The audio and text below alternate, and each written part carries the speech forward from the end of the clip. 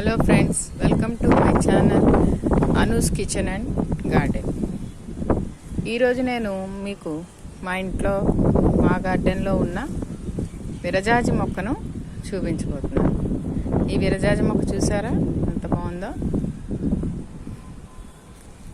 విరజాజి పువ్వులు చాలా మంచి స్మెల్ వస్తాయి. సాయంత్రం అయ్యేసరికి ఇవి విచ్చుకుంటాయి. చూడడానికి ఎంతో అందంగా ఉంటాయి. ఇవి లక్ష్మీదేవికి చాలా ఇష్టమైన పువ్వులు అన్నమాట. చూడండి,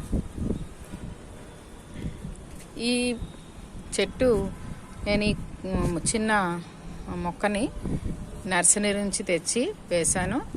ఇంచుమించుగా ఇది 8 ఏళ్ల నుంచి పువ్వులు పూస్తుంది. ఈ మొక్క వేసేటప్పుడు మామూలుగా మట్టి వేశాను అంతే. నేను అంతకు మించి ఏం వేయలేదు. మొదట్లో చాలా బాగా పూసాయి, ఎక్కువ పువ్వులు పూసాయి. ఇప్పుడు కొంచెం ఒక 4 years 5 years నుంచి అంటే కొంత కేర్ తీసుకుంటేనే వాటికి పువ్వులు అన్నవి పూస్తాయి అన్నమాట. సో ఇందులో దీన్ని ఎప్పుడూ కూడా ప్రూనింగ్ చేస్తూ ఉండాలి మొక్కని. ప్రతి సంవత్సరం ఏప్రిల్ మే నెలలో మనం ప్రూనింగ్ చేయాలి. ప్రూనింగ్ చేసిన తర్వాత మొక్కకి కొద్దిగా కంపోస్ట్ మనకి మార్కెట్లో దొరుకుతుంది కదండి, ఆ కంపోస్ట్ని వేయాలి. తర్వాత జూన్ నెలకు వచ్చేసరికి కొద్దిగా మనకి బియ్యం కడుగు నీళ్ళు, తర్వాత అరటిపండు తొక్క దాన్ని మనం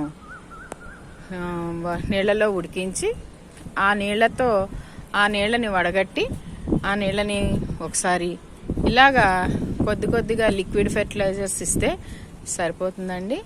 మనకి ఈ జూలై నెలలోనూ అలాగే ఆగస్ట్ నెలలో శ్రావణ మాసంలో కూడా మనకి మంచి బోల్డ్ అన్ని పువ్వులు మంచి సువాసనతో పువ్వుల్ని ఇస్తాయన్నమాట. చూడండి, చాలా మంచి స్మెల్ వస్తాయి. నేను ఎక్కువగా నా గార్డెన్లో పూల మొక్కలనే పెంచుతాను, ఎందుకంటే నాకు పువ్వులంటే చాలా ఇష్టం. తర్వాత మనం దేవునికి రోజు కూడా పూజకి పువ్వు లేనిదే పూజ సంపూర్తిగా అయినట్లుగా నాకు అనిపించదు. అందుకోసం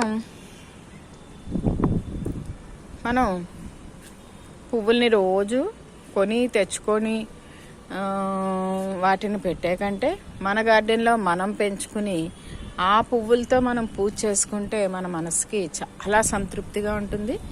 సో అందువలన అంటే కాయగూరల మొక్కలు, తర్వాత వీటన్నిటికంటే కూడా పూల మొక్కల్ని, పండ్ల మొక్కలు, వీటికంటే కూడా మనం పూల మొక్కల్ని పెంచుకుంటే మనం సంతృప్తిగా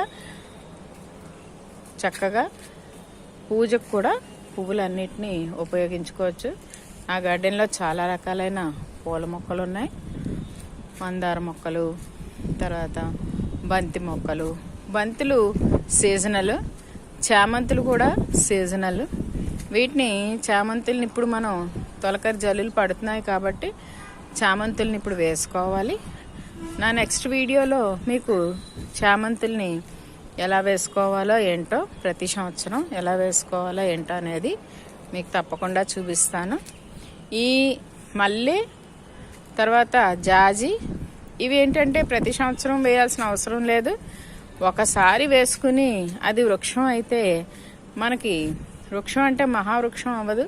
ఇది కూడా తీగ, విరజాజి కూడా తీగలా పైకి వెళ్తుంది. కానీ దాన్ని మనం మన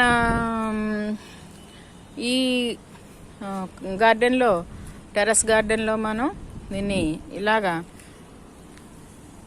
చూసారా, నేను ప్లాస్టిక్ కుండీలో వేసాను, కానీ అది ప్లాస్టిక్ కుండీ విరిగిపోతే ఈ గ్రో బ్యాగ్లో వేసాను.